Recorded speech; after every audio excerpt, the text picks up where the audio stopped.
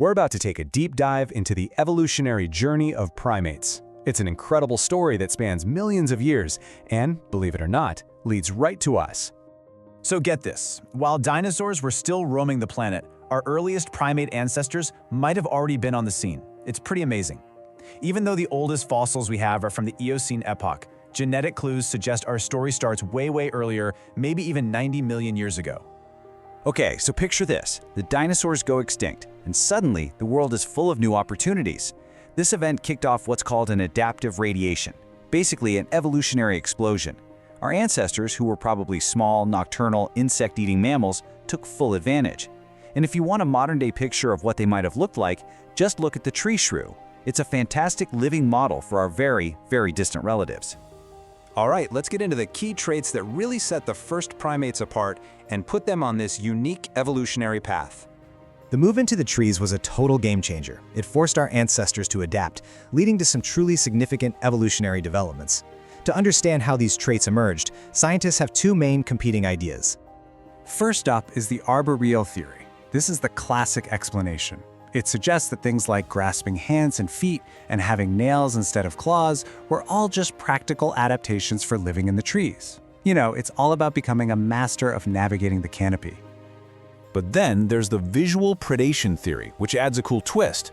It argues that it wasn't just about moving through trees, but about hunting in them. Those forward-facing eyes gave them killer depth perception, perfect for snatching insects right out of the air with their grasping hands. It paints a picture of our ancestors as these agile treetop predators. So armed with these incredible new adaptations, primates were absolutely poised for a major expansion. And that's exactly what we see happening during the Eocene and Oligocene epochs. We're talking about a massive period of time here, stretching from 56 million all the way down to 23 million years ago. This was when the primate family tree really began to branch out and flourish. In the Eocene, the first true primates spread all across the globe. They split into two major groups. On one side, you have the Adipodia, who are the ancestors of modern lemurs and lorises, and on the other side, you have the smaller, nocturnal Homo yoyo, the likely ancestors of today's tarsiers. Now, this is a really pivotal moment in the story, because by the late Eocene, we see the emergence of the first anthropoids, and these guys are the ancestors of all monkeys, apes, and yes, eventually humans. And we have the fossil evidence to prove it, coming from all over Asia and Africa.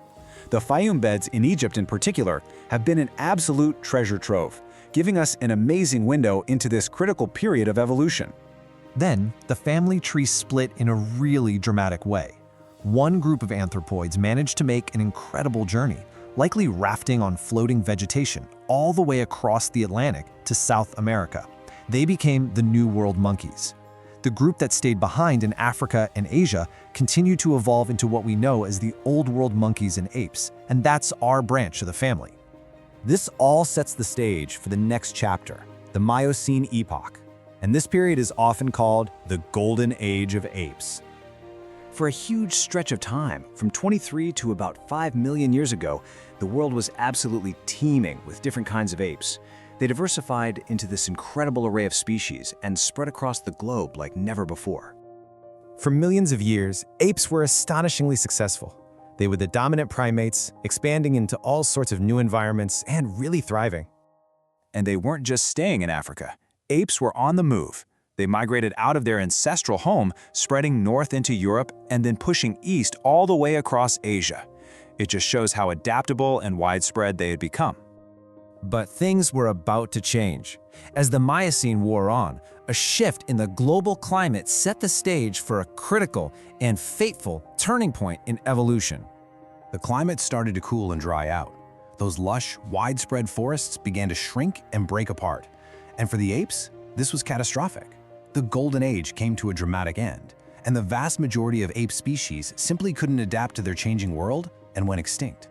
This is where we see a crucial divergence. While the Old World monkeys continued to thrive, adapting to life both in the trees and on the ground, one group of African apes took a radically different path. They began to adapt to life on the ground by doing something new, walking on 2 feet. This is where the hominin story begins.